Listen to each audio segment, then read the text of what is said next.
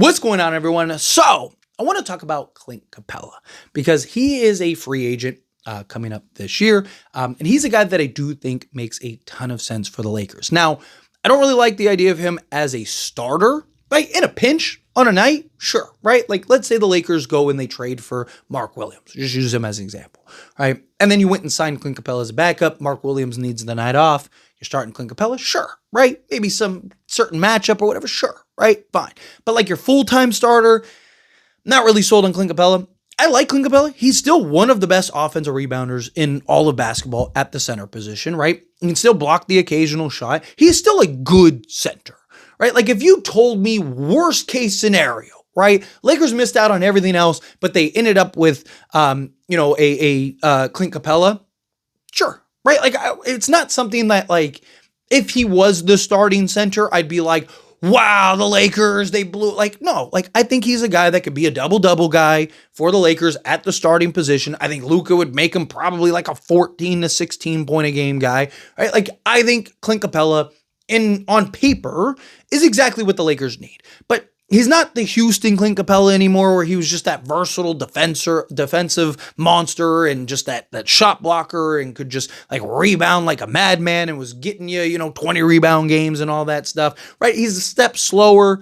He's a little bit older. He's not old, right? It's not like he's, 36. He's 30. He'll be 31 May 18th. So we're right around the corner from him turning 31. So he's still very young. Right, he's a guy that is in the kind of heart of his prime. You could sign him to a new 4-year deal if you wanted to. It'd be fine. Right, he's a guy that I do think makes a ton of sense for the Lakers off the bench on an occasional night starter. Right, if worst case scenario he was your starter, I don't think it'd be the end of the world. But I would prefer a more skilled, versatile big personally. Again, like a Mark Williams. Mark Williams could still be the lob threat for you, but also be a guy that can score around the rim. You could dump the ball down to him on occasion, right? He's not just solely reliant on Luka and LeBron setting them up, right?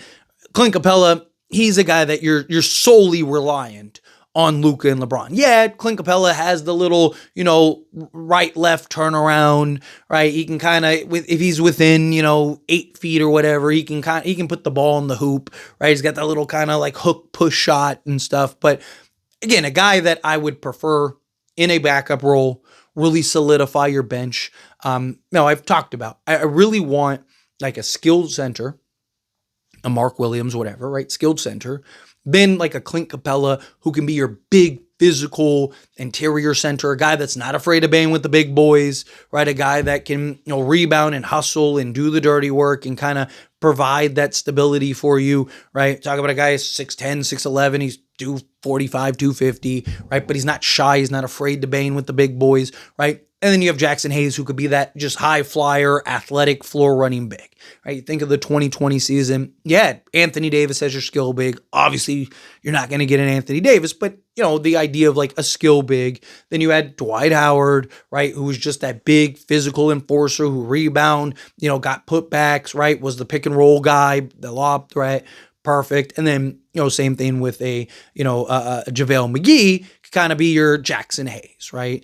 So I look at Clint Capela as that, right? A guy that could just be that lob threat, that floor runner, that physical guy that, any particular matchup, especially Mark Williams can kind of continue to evolve and develop, right? Using him, again, sticking with him as an example, but even any other big, right? If you can get another big that can knock down the little 15-footer at times. Maybe you could do something with like a Steven Adams and Şengün that you saw, right? Maybe you could do something similar with, a particular matchup where you have both Capela and, say a Mark Williams out there, whatever. Again, just exploring possibilities. But Clint Capela, right? He was getting the bag. He's probably not going to get a bag. My guess, he's probably around 10 million, somewhere in that range. So he's a guy that you're probably signing with your mid-level exception. In a perfect world, you get him for a vet minimum, but I don't see that. I think a team would sign him to, even your mid-level or taxpayer mid-level, right? Like, so probably a guy you'd be using with your mid-level exception, but I do think he's good enough and, there is an argument for him to be a guy to come off the bench and give you some real production, right? So you look at this past season, right? He played 55 games.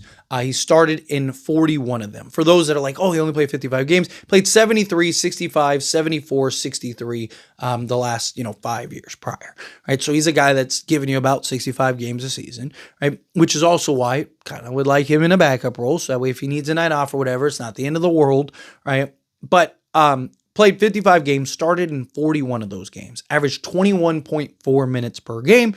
Again, you saw the transition into more and more of a backup role, right? For Atlanta, he averaged 7.1 field goal attempts per game on 55.9%. So basically 56% from the floor, 56% from 2-point range, EFG of 56%.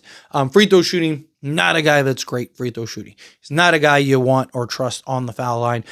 He's a career 54% free throw shooter, which is another reason I would prefer to have him off the bench, so games on the line, team wants to hack Capela.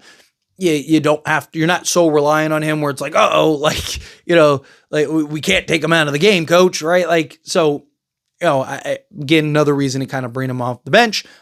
Rebounding. He averaged 8.5 rebounds per game, including 3.2 offensive rebounds. Now, he's a career 3.7 offensive rebound guy. The previous year with Atlanta, in which he averaged 26 minutes per game, he averaged 4.6 offensive rebounds per game. And it's not the first time he's done that. He had another season with Atlanta where he averaged 4.7. So a guy that, essentially gets you, 3 to 4 offensive rebounds per game, which would be very valuable for the Lakers. He averaged, like I said, 8.5 rebounds, 1.1 assists, a steal, a block, and 9 points per game. So he's basically an 8 and 9 point a game guy with the steal and block in limited minutes. Per 36.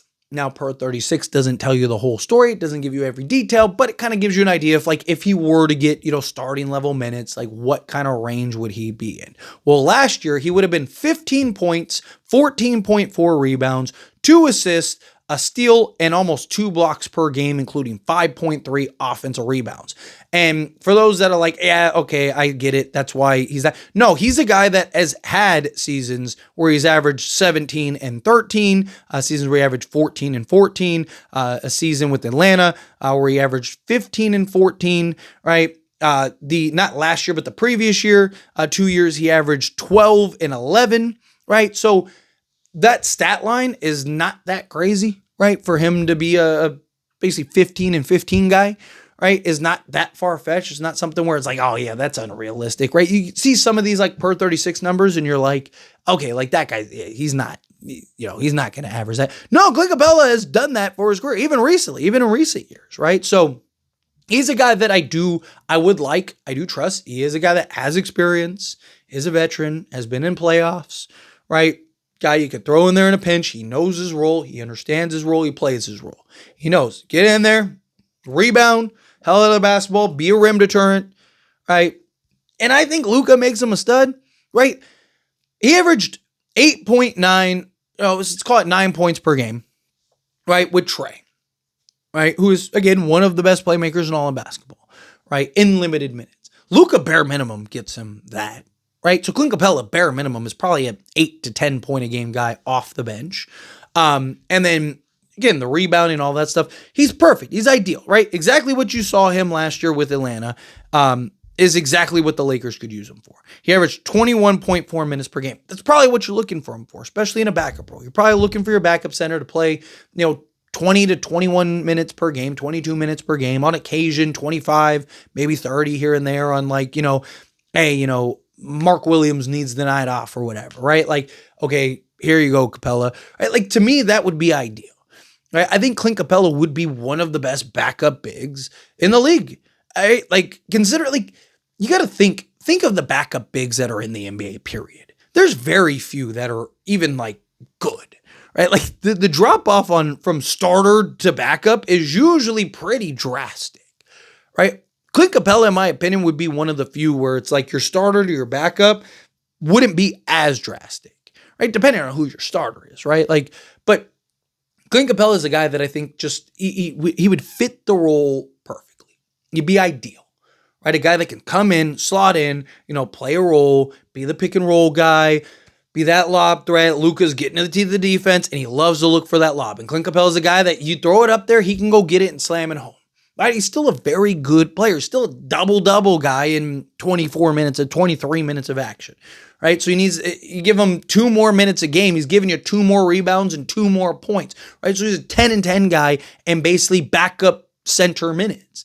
Right? That's perfect. I wish we had a guy like that on the. We might have beaten Minnesota if we had Clint Capela, right? Even in a limited role in minutes, right? Like I would have rather had Clint Capela starting than Jackson Hayes, right? So Clint Capela is a guy that I don't think he'd cost you a ton. He would, he's not going to be cheap. He's not going to be a vet minimum guy, but he's a guy that I do think at the right price you could bring him in. Come in, and I do think he's a guy that could make a ton of sense for the Lakers and be a real impact guy, be a real piece that could, maybe make some sense, in a backup role or even a starting role. Like I said, if you told me he was our starter next year, I'd be okay with it because he's probably going to be a 12 and 12 guy, right? Get you a steal and a block per game, fine, right? But anyway, as always, this is a discussion. Pass question on you. Let me know your thoughts and opinions down in the comments below. What do you think? How do you feel? What are your thoughts? Do you agree with me? Disagree with me? Kind of mixed in the middle? How do you feel either way? I'd love to hear it. So let me know down in the comments. That being said, if you haven't liked this video, hit that like button. Helps me out. So we enjoy these types of videos, and I truly appreciate it.